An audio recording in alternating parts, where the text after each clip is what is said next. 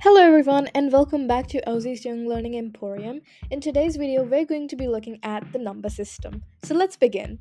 We're going to start off with counting numbers, which are also known as natural numbers. Now these numbers are all the way from 1 to positive infinity. However, what they don't include are negative numbers, of course, because we're only on the positive side, and they do not include decimals.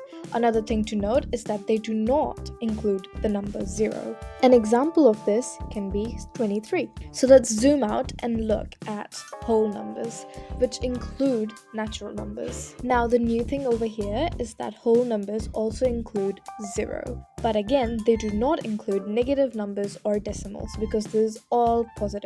Again, an example of this can also be 23. Now let's zoom out and look at integers, which also cover whole numbers and natural numbers. The range for integers goes from negative infinity to positive infinity, so this also includes all of the negative numbers. However, again, it does not include decimals.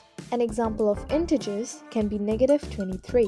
Again, let's zoom out and look at rational numbers, which also cover integers and everything inside integers. Now, rational numbers are any numbers which can be written in the form of x over y, where x and y are integers and y isn't equal to 0. Now, rational numbers include almost all of the decimal numbers.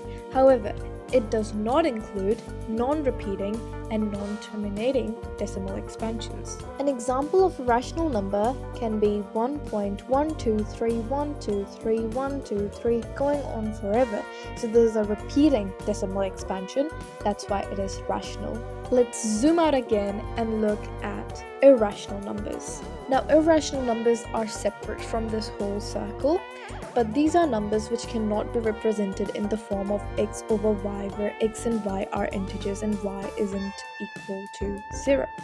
Now the thing over here is that rational numbers are just the opposite of irrational numbers, so this circle does not come under there. So that is why irrational numbers have non-repeating, non-terminating decimal expansions.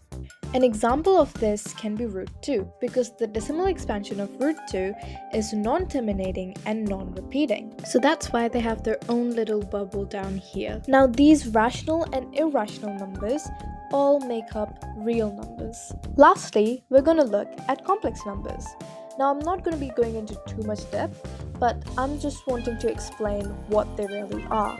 So complex numbers are numbers that have two parts, a real part and an imaginary part. They're written in the form z is equal to a plus bi, where a is the real part, so a belongs to real numbers. That sign shows in mathematics that something belongs to another group. B is the imaginary part, however, it still belongs to real numbers. And lastly, I is the imaginary unit, defined as I square is equal to -1. Now, because complex numbers have two parts, they make a bubble around real numbers and imaginary numbers, which means that real numbers and imaginary numbers are both a part of complex numbers. I hope this made sense and helped you out. Do comment down below if you have any questions. Thanks for watching.